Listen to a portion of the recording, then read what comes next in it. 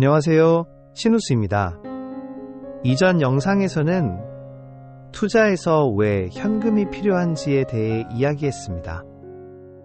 오늘은 그 이야기를 조금 더 이어서 해보려고 합니다. 우리는 보통 현금이라고 하면 원화를 떠올립니다. 은행 계좌에 있는 돈, 통장에 찍힌 숫자. 하지만 저는 원화 말고도 현금 역할을 하는 것이 더 있다고 생각합니다. 어쩌면 달러도 현금일 수 있기 때문입니다.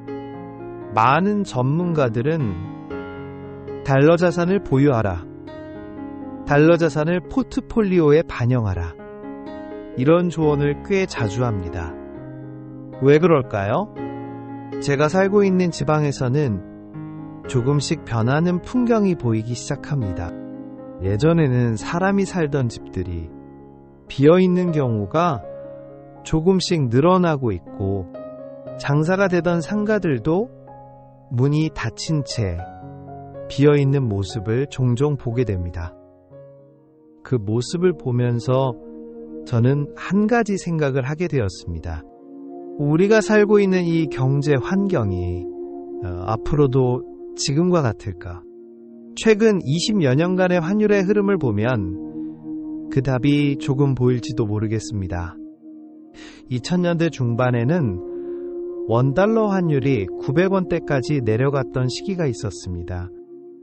하지만 2008년 금융위기 때에는 환율이 일시적으로 약 1,500원 가까이까지 상승했습니다. 이후 위기가 지나가자 환율은 다시 안정되었지만 그 이후에는 1,100원 안팎에서 움직이는 시간이 길어졌습니다. 그리고 코로나가 발생했을 때에도 환율은 일시적으로 1,280원 근처까지 상승했습니다.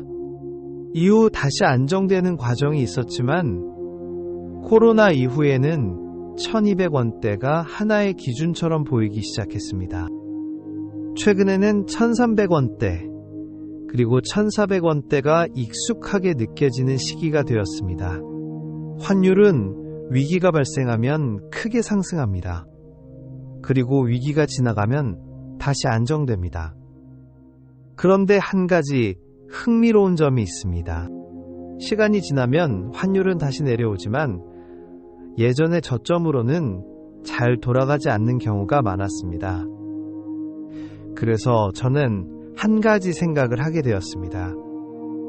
현금을 원화로만 가지고 있을 필요가 있을까? 그래서 저는 현금의 일부를 달러 형태로 보관하고 있습니다.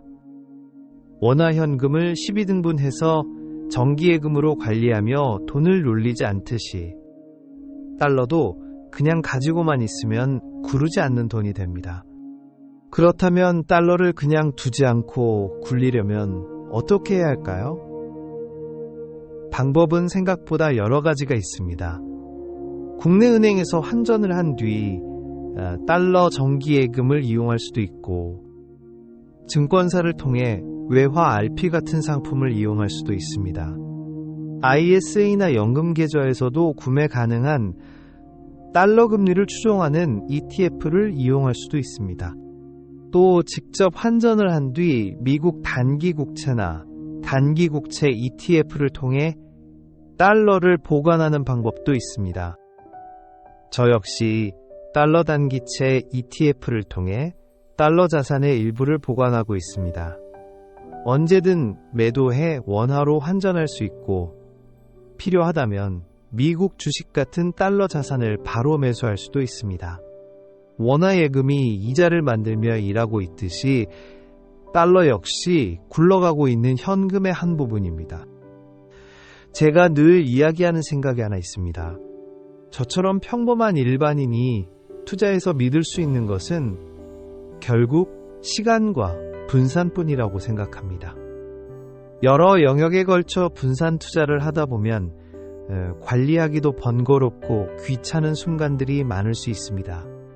하지만 자산을 여러 방향으로 나누어 둘수록 투자에서 발생할 수 있는 리스크는 조금씩 줄어든다고 생각합니다. 그래서 저는 현금 역시 한 가지 형태로만 가지고 있을 필요는 없다고 생각합니다. 원화만이 아니라 달러, 그리고 능력이 된다면 엔화나 유로화, 위안화 같은 다른 통화도 분산의 대상이 될 수 있다고 생각합니다. 그래서 저는 현금을 원화로만 생각하지 않습니다. 달러도 어쩌면 현금일 수 있습니다. 오늘도 제 이야기를 들어주셔서 감사합니다.